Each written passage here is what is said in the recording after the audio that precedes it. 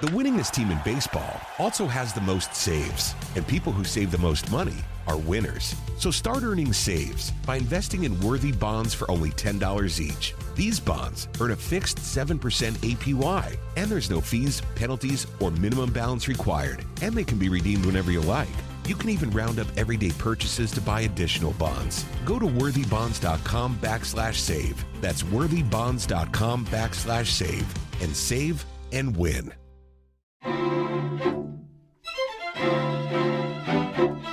Welcome to the Janelle King Show. I am Janelle King, and this is Extra 106.3, and this is where we discuss kitchen table topics that are typically banned from family gatherings, but necessary to have a strong republic. You have joined me on this Saturday, or you're listening on our encore episode at 9 a.m. right here on Extra 106.3, or maybe you are connecting with the podcast on the podcast park or wherever you get your podcasts. But either way, we're so grateful to have you. If it's your first time, thank you, thank you, thank you. You can always go back and listen to past shows. We're going to continue our topic on what I call the Hot 24. The Hot 24 are the hot topics of this 2024 election. I believe it's going to be abortion. I think election is going to be on there somewhere. Immigration, of course, healthcare, and the economy. Well, you know what they say, right? It's the economy, stupid. And I'm not calling you stupid, but that's what the saying is, and that's how it goes. Now, if you are one of those people that want to engage, or you hear something that I say that you're like, I don't know about that, or hey, I love it and I want to expound upon it, or I have a great idea, feel free to go to my website, allthingsjking.com. That's allthingsjking.com. And on the front page, you will see a little area called Tusk Talks. And this is where I like for all of us to kind of come together and put our heads together and talk about different topics. And if you want to engage with me, feel free. I do respond. And I'm excited. I'm excited about being able to interact with those who are listening. So please, please, please, please, please do that. All right. Today, what are we going to talk about? Today, we're going to talk about the economy as we continue this series, right? We're going to talk about the economy. And before I dive into the meat and potatoes of this particular show, I want to give you some heads up. I want to give you some information that some of you may not have known, some may have known, but let's just start with some stats. Let's start with where we were and where we are today. A gallon of milk. In 2018, a gallon of milk was $2.50 to $3.50 per gallon. In 2022, we're looking at a whopping, on average, $4.09 for a gallon of milk. Diapers were right around $25 on average, and give or take a few, may have been around $30-$35 in 2018. They're $60 at some Walmarts as of 2022. Childcare was a whopping $12,120. Let's just make it an even $12,000 for infant care and $10,000 annually if you had a toddler in toddler care. Once again, we're looking at a situation where we're like, wow, that's a lot. Well, fast forward to 2022, on average, daycare cost is right around $14,760. So we're going to round it up to $15,000. And on average, if you want a nanny, a full-time nanny, we're looking at $38,000 a year. But if you just want to go to daycare, $15,000 additional dollars. Dining out. This is interesting. So dining out, on average, an individual would spend around $3,400 to $3,500 a year in dining out. Well, it's around $3,600 now, which some of you may feel like, it's just an extra $1,000, but yeah, it's right around 36. But the interesting thing is that the actual going out and eating in America, we're down 5% from previous years. So in other words, the cost has gone up, but people obviously are eating out less. And a lot of people are saying that it's not necessarily because of the cost, that it's mostly because of the fact that people are sensing that the economy is shifting, that we might be in a downward space. So people are saving their money and doing more to save. Now, what I know is that in politics, when basic needs are impacted, policy is typically created. That's the way it typically goes. And the difference, though, is that there's two different ways of looking at policy. And I think I'm going to try my best to show you how I view policy, but not most importantly, the difference between Democrat policy and conservative policy.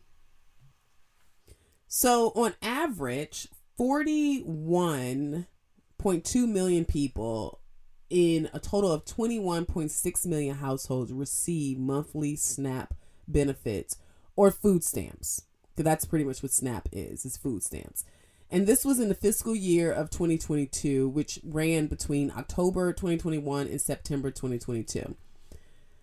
The current food stamp program, now keep in mind, before I go too much in depth, I'm going to kind of backtrack on where we are, but I want you to keep those numbers in mind, that as of 2022, there was about 41.2 million people who are receiving food stamps. The current food stamp program began in 1964, and it took a couple of years for it to really rev up, but I will say that it wasn't until July of 1974 that it became a situation where states were now involved and they share administrative duties over the program with the federal government. So the federal government kind of saw it, but then you had the states who were responsible for really implementing it, so to speak. They were required to extend it into all jurisdictions within their borders. So it was your responsibility as a state to extend this. In that year, 12.9 million people, right around 6% of the total U.S. population at the time, received food stamp benefits. So as of July of 1974, we were right around 6% of the total population was receiving these benefits. Total participation over time kind of went through the ebb and flows, and of that was normal with a new program and trying to develop it, but it was driven by a lot of economic conditions, as well as there were some changes that took place as far as eligibility. But between the fiscal years of 1980 to 2008, so 1980, right? So that's like give or take a few after that, 1974 to 1980, the share of all U.S. households receiving food stamp benefits went kind of balanced between 7% and 11%. So by 2008, we were looking at 7 and 11%. But the percentage rose rapidly during the recession. So, we had the whole recession that took place in 2008, and it ended up leaving us where we peaked at right around 18.8%. And that was during the fiscal year of 2013. And that represented 23.1 million households, or 47.6 million people. So after the recession, we were at 47.6 million people. Now remember, on average, now in 2022, the average was right around 41.2%. Okay. So we had the recession that forced a lot of people to have to get on unemployment. And here we are. So, well, March of 2020, Congress authorized an extra boost to the SNAP benefits, or the food stamp benefits, for recipients, and they suspended the work and training requirements for the duration of the declared public health emergency. So you no longer had to show that you were obtaining or you're looking for work. The number of recipients immediately jumped from 37.2 million in March of 2020 to 40.9 million 1 month later. And it topped out in September of 2020 at just over 43 million recipients. Right now, we're looking at, on average, around 13% of the population, of the resident population, is receiving food stamps. 13%. It's safe to say that the government's intervention, I feel, led to more poverty. when you look at what's happened, I think that's what we can say. What is the role of the government? That's what we're missing right now. Many people don't understand the role of the government and how it relates to economics. And there's several things that the government is supposed to be responsible for, that they're supposed to make sure happens, and it should lead to a positive economic space. But as we just saw, anytime the government got involved, it ended up leading to more. It seems like more people are in poverty, more people are on food stamps, more people are struggling. Now, under Trump's administration, we did see a drop-off of people that were on food stamps, but it just kind of came right back after COVID because we removed certain requirements and eligibility and we allowed a number of people to jump on it. Now, I'm not here to talk about food stamps or entitlement benefits because I believe that the conversation around the economy is much bigger than that. I think that we wouldn't need to talk about food stamps or entitlement benefits if we talked about how we can get people in a position where they can work and defend themselves. So when we return, we're going to go a little bit deeper into the role of the government when it comes to the economy. We're going to talk about Trump and Bidenomics. And lastly, you're going to get my take on the matter. So stay tuned to the Janelle King Show. You're listening to Extra 106.3. We'll be right back.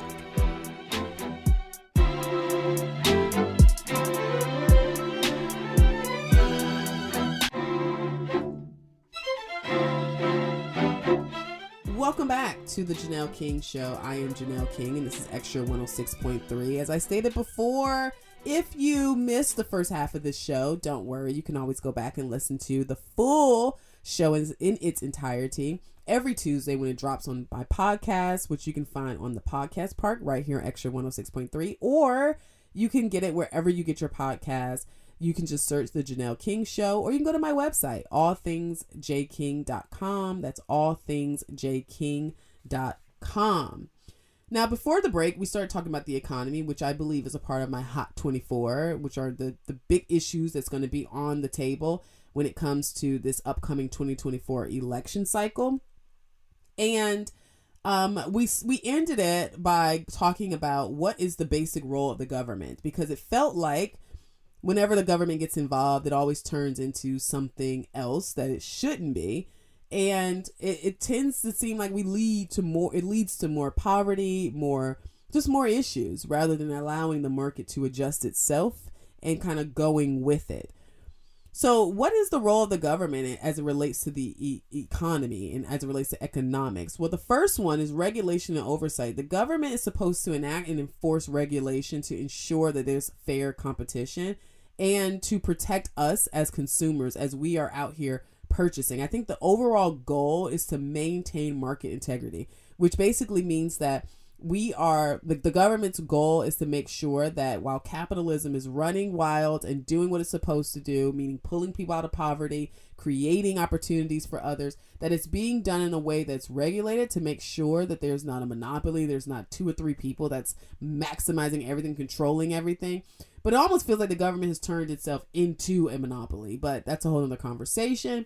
But that's one role of the government. Another role is monetary policy, like the Federal Reserve, the central banking system, which is the central banking system of the United States. But the whole point is to formulate and implement monetary policy. The Federal Reserve, it adjusts interest rates and it's used as a tool to influence money supply. It can kind of just goes on and on and on. But that's another role of the government, is to make sure that our interest rates and things are regulated. Fiscal policy overall, the government is supposed to utilize fiscal policy, meaning that we're not overspending, but we're doing things with that we have good financial management. This involves taxation, it involves government spending, it involves making sure that we're managing the overall health of the economy, which I don't think we're doing a great job at. And Congress ultimately determines the federal budget, and it makes major decisions about taxes and expenditures and other things that ultimately impact economic growth, employment, and where we are right now, inflation. So fiscal policy is something that we also are hoping that the government plays a major role in sustaining and making sure it is sustained. Obviously, you have your social safety nets, of course, or your entitlements that's out there. But I think that we can get rid of some of these things if we were more fiscally responsible. Infrastructure investment, national defense investment, property rights and the rule of law, just making sure that the government establishes and protects property rights and enforces the rule of law as it relates to that. A stable legal framework is essential for businesses, and it allows businesses to operate and to have a smooth and functioning market as a whole. So what happens when the government oversteps their boundaries? Well, typically crime increases and poverty shows its head. That's what typically happens when the government oversteps their boundary, or the government creates too much bureaucracy and too much red tape. And why is this important? Because bureaucracy and red tape typically leads to corruption. Take Senegal. If you look at Senegal and the Senegalese people, there's certain things that takes us seconds to do that takes them weeks to do, right? So, and when I study what was happening in some of these other countries where there's a lot of government overreach and a lot of bureaucracy, I noticed that there was a common thread, and that's corruption. And it makes you ask yourself, are the people corrupt? But in fact, while, yeah, of course, obviously, as an individual, you're making a decision to do something that's corrupt or you do something that's illegal, but you can't deny that there are things in place that almost makes people feel like they are almost forced into a corner. Like, for instance, in Senegal, it takes weeks to get a business license. Weeks. And that's after you get tons and tons of signatures. But those weeks, it takes us about 3 minutes to get a business license here in America.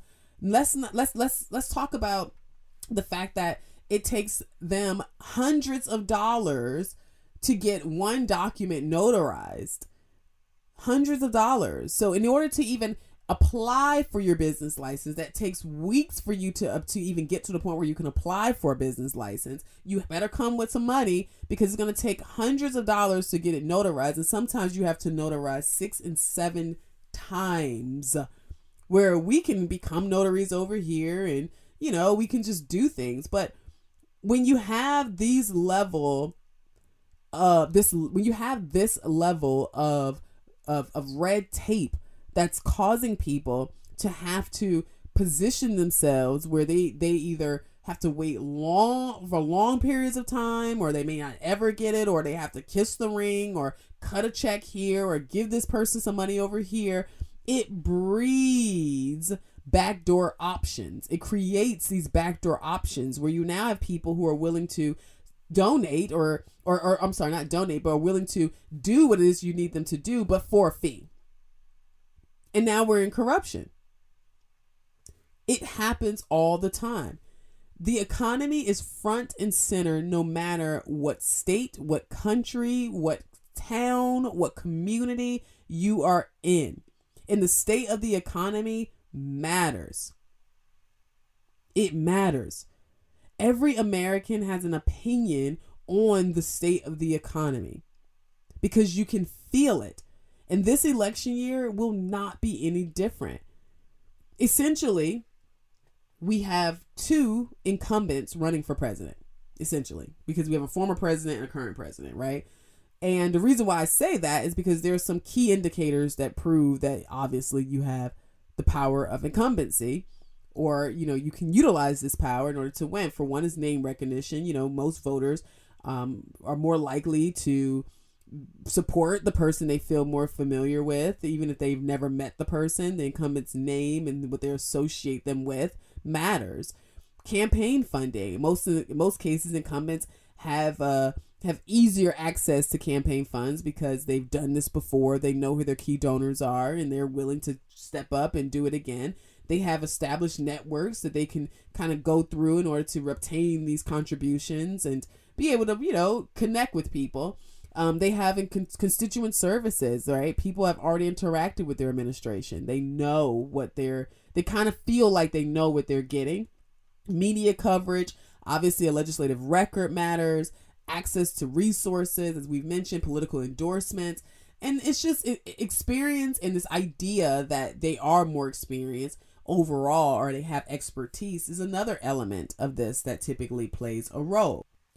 But what's going to happen in 2024 is going to be really quite interesting. So what's going to happen in 2024 is there's going to be a matching up of the two. And this is, should Biden become the nominee on the Democrat side, we're not 100% sure, but should he become the nominee and he stay in the race, it's going to be a matchup more than likely between Trump and the nominee. And that's not to discredit Nikki Haley. I am not one of those people who feel like I need to force her out of the race. Does it look like it's going to get better?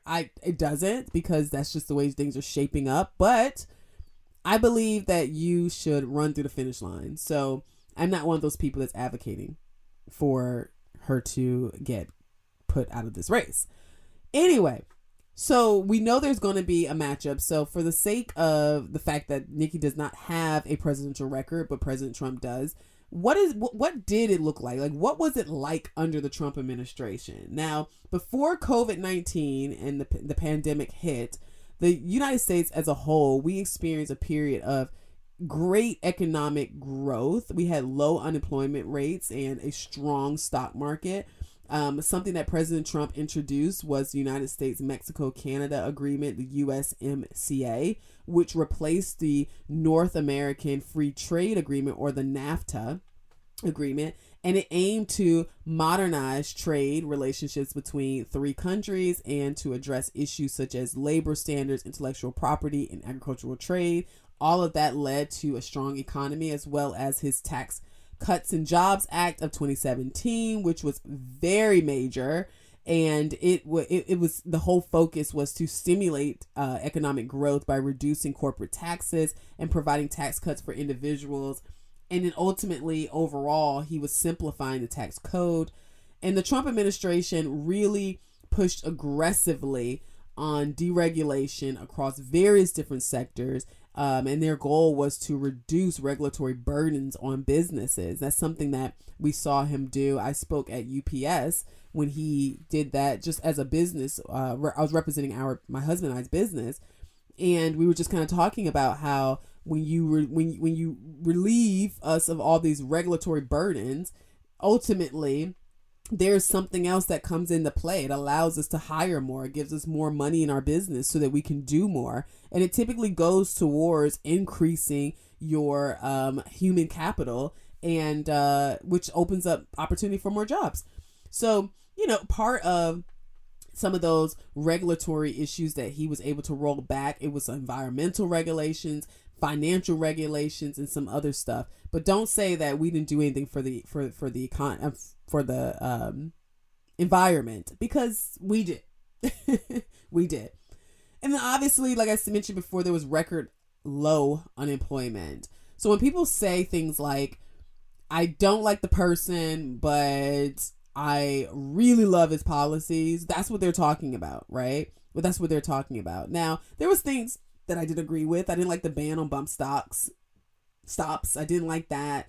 And I really want to know where he stands on the abortion topic. However, I think that at this point, we need to push it back to the states like we did and let the states handle it. But overall, the economy was strong.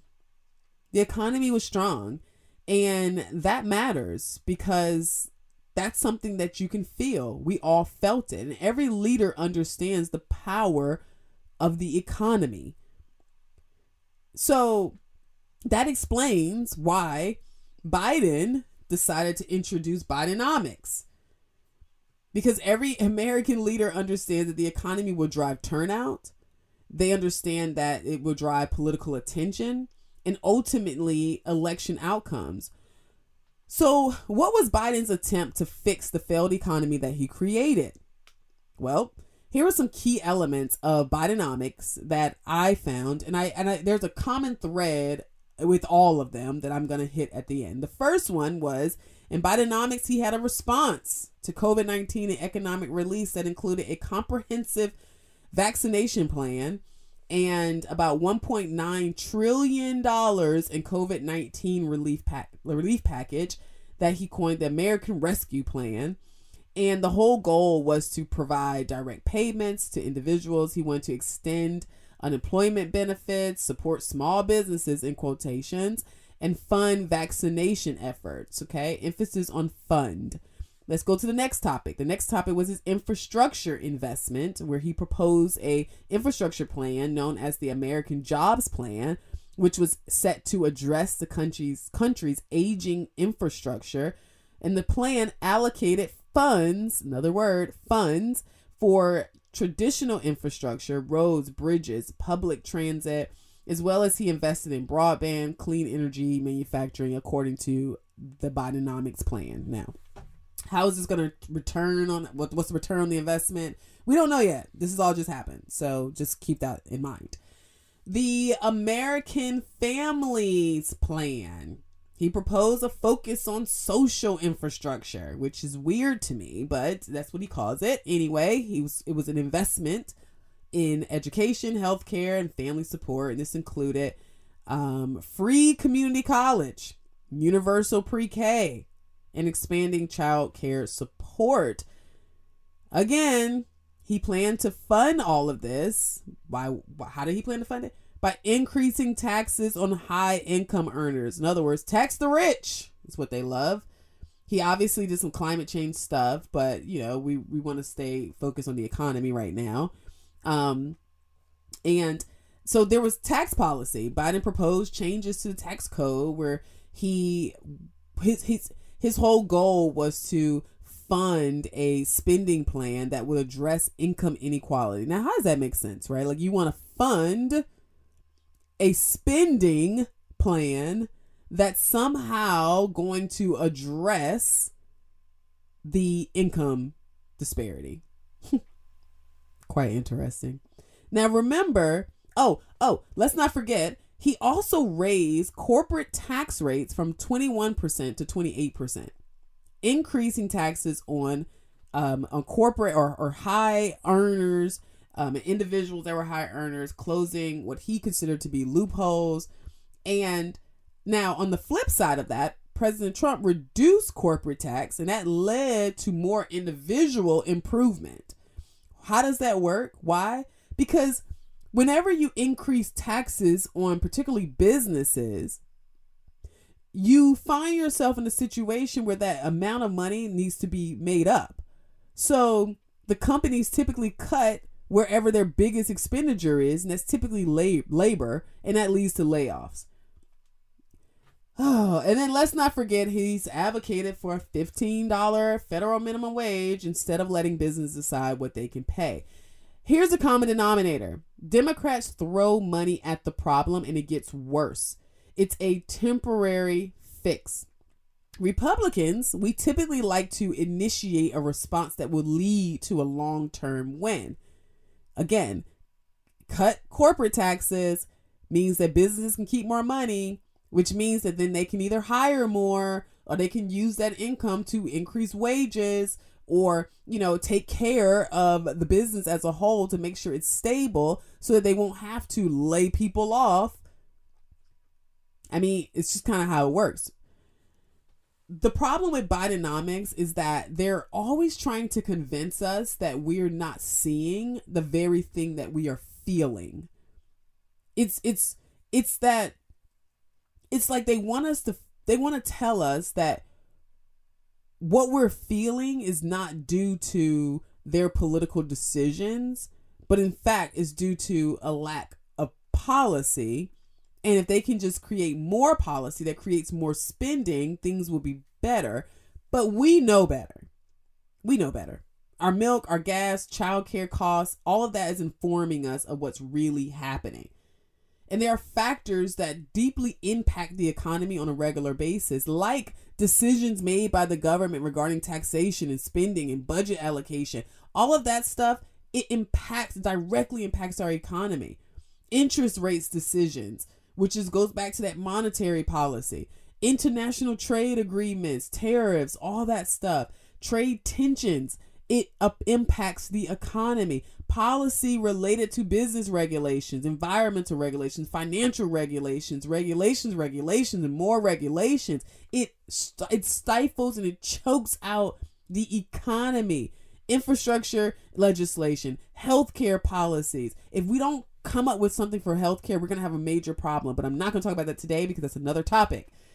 But labor market policies, political stability, all of this stuff impacts us on a day-to-day. And when we're discussing the economy, we often hear about the unexpected, right? Like COVID. We didn't know COVID and the pandemic was going to hit. The recession. We saw things shaping up that led to a recession, but a lot of people were caught off guard. And then wars. You obviously have to consider the fact that there are a lot of wars that are breaking out as well. And many people feel explaining the economy is just way too complicated because there's so many things impacting it, as I just listed. And there's so many policies being ran that you really don't know if this is going to work in the interim or in the long run. But for some reason, it feels good right now or it doesn't feel good right now. And it just gets really convoluted. But it doesn't have to be. It doesn't have to be. I'm encouraging you to look past the talking points, past the narratives, past the agendas, and base your decision on what you think you should be focusing on as an individual. Instead of like putting your focus on what they want you to believe or what you are not seeing that you know you are seeing, make it make sense, right? Just doesn't make sense. So ask yourself, what would you do? What would you do if your personal budget was being impacted by these unexpected forces, or you just haven't followed a good you weren't fiscally responsible, you haven't followed a good budget, kind of like what's happening in our government? How would you prepare to have a strong personal economy is what I want you to ask yourself. What would you put in place in order to deal with some of these unexpected things, like an emergency fund? We need a surplus in the government, but that's something you would do personally, right? Regularly reviewing or updating your budget, making sure that you're looking at your personal budget, your personal spreadsheet, right? Am I overspending? Am I not? Am I spending too much over here? Can I cut back over there? Identify and prioritize your expenses, right? What do I need? What do I don't need? What am I spending money on and that's not serious to me? Like some of this climate change stuff. What am I doing? You would start to look at your insurance, right? Am I paying too much for insurance? How do I let the market dictate this? Is there something the government can do in order to address the insurance coverage, insurance issues? You'll start to explore additional income streams. How can we make more money? How can we open up ways for other countries to be able to utilize some of our natural resources that they can purchase from us? Build flexibility into your budget. You will understand that there are things that can happen that are unexpected, but you've got to make sure that you prioritize those things and you have some flexibility around it. And while we're talking about prioritizing, prioritize debt repayment. That's something that you would probably do if you found yourself in this situation. And so I would love it if I saw some of this response from the government. You'll create a contingency fund for some of those expenses, like I said, that will pop up. And then ultimately, you'll pay attention to the economic trends. You'll see that things are shifting and things are changing. You'll seek professional advice. You'll put people around you that understands this. And then ultimately, you'll maintain some positivity because you know you're working a plan. That is what you would do personally. That is what our government can do today.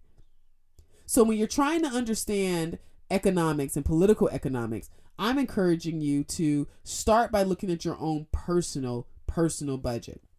Well, how did we get here? We weren't being fiscally responsible. We allowed our emotions to dictate decisions. We were looking for quick fixes, overreaching of the government, and then just overly poor financial management. Ultimately, it's going to take all of us to get back on track, starting with you as the voter. And the best way to do it is to take it from this big, grand government, big old thing and reduce it to your own personal economy, right? What does my personal economy look like? After the break, I'm going to give you a little kick in the butt. I got a little something to say when I give you my take on the economy and how we could take this discussion back. You're listening to The Janelle King Show right here on Extra 106.3 FM. Please stay tuned. We'll be right back.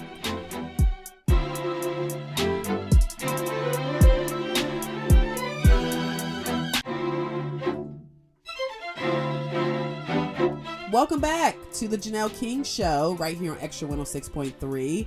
If you missed the show, yes, you did.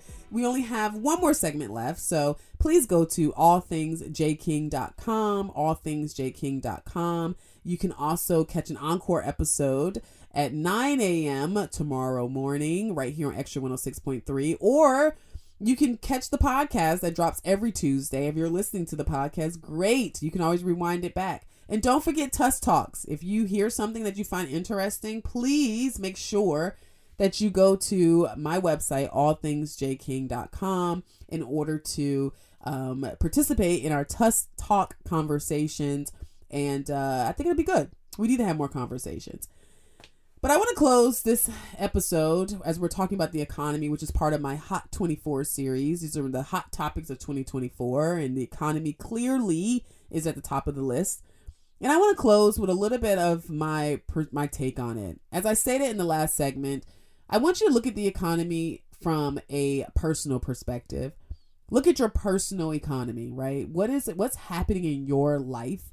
What would you do if you were overspending or you were in debt, and how would you fix it? Because ultimately politics is personal. Politics is personal. And the decisions made in the political arena ultimately echo through the intimate details of our personal lives. And as we navigate a very complex landscape of policy and governance and candidates and presidents and all these other stuff in elections, it's essential that you recognize that behind every vote cast, there's a personal story, a personal aspiration, a personal challenge. At least that's the way it's supposed to be. And if it's not that case for you, I really want you to dig deep. I want you to dig deep, and I want you to really think about it, because ultimately that's the way it should be. The choices that we make at the ballot box have tangible effects on our individual lives and on our communities. And it shapes the fabric of all of our shared experiences and how we all interact with each other and what we understand about each other. So embracing the personal nature of politics, what it does is it introduces us or allows us to begin to engage on a deeper level, where we're fostering a society where people understand that their decisions impact so much, but that most importantly, your decision impacts you. It really caused us to have to consider the broader implications of what we're doing and the broader outcomes that we're producing as a result of our individual decisions. As individual people, we face a lot of different things. We face struggle and dreams and aspirations, and we underscore it all by our political choice. Politics is personal because it's the overarching policies that typically lead to personal effects. And when we think about where we are, I want us to think past trying to control the outcomes of our neighbors. Because oftentimes what we find ourselves doing is we find ourselves voting on things that we think would better the world, things that we think our neighbor needs, or, oh man, the person over there living in poverty, this policy right here would be great for them, or let me pick this diverse candidate because ultimately we want to make sure that we're reflecting the fabric of America rather than focusing on meritocracy. If you're making decisions because you think that it's going to create some type of outcome that's greater or more masterful, or somehow it's going to impact the person beside you, then you're making the wrong decision. Because politics is personal.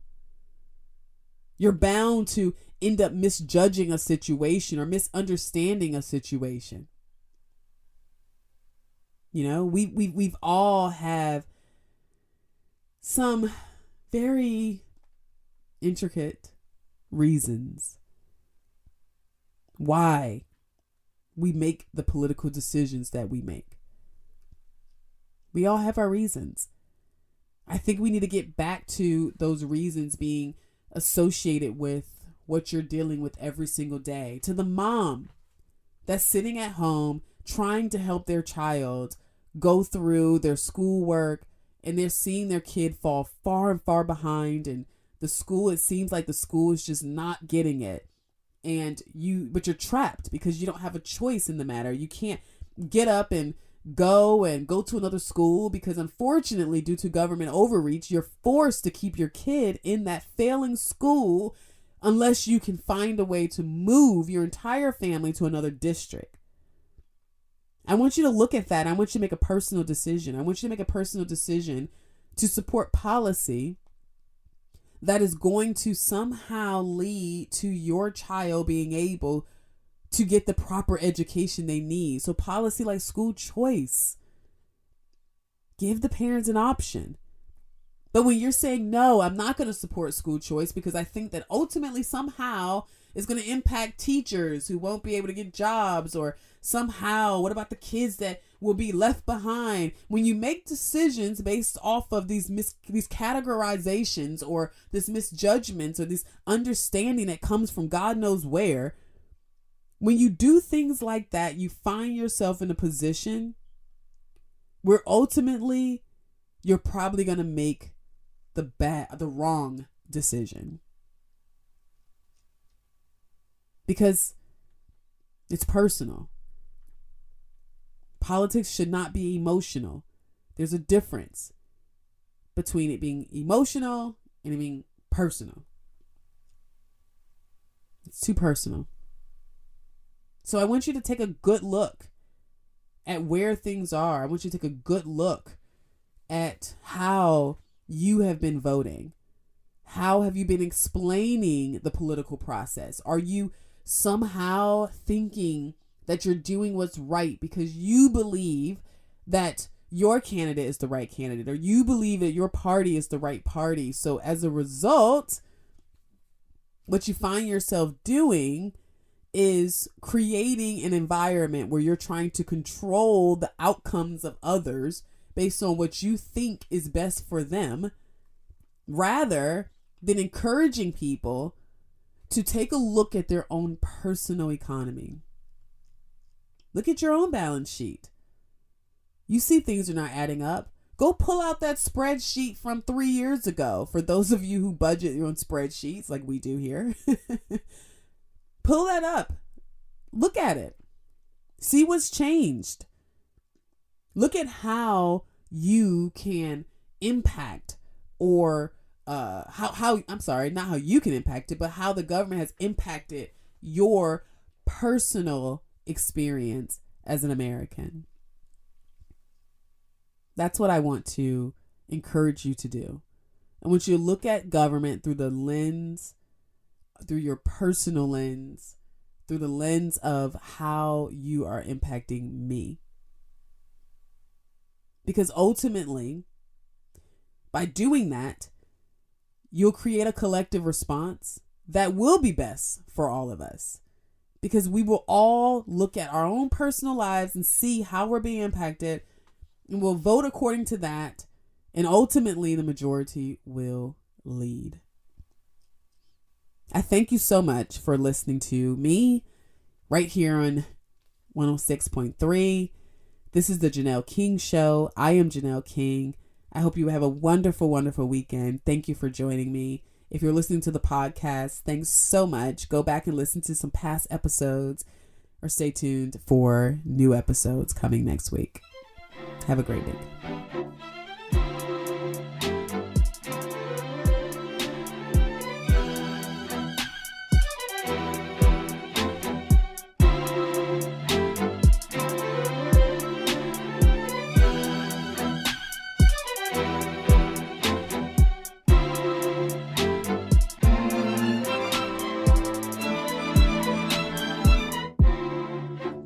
The winningest team in baseball also has the most saves, and people who save the most money are winners. So start earning saves by investing in worthy bonds for only $10 each. These bonds earn a fixed 7% APY, and there's no fees, penalties, or minimum balance required, and they can be redeemed whenever you like.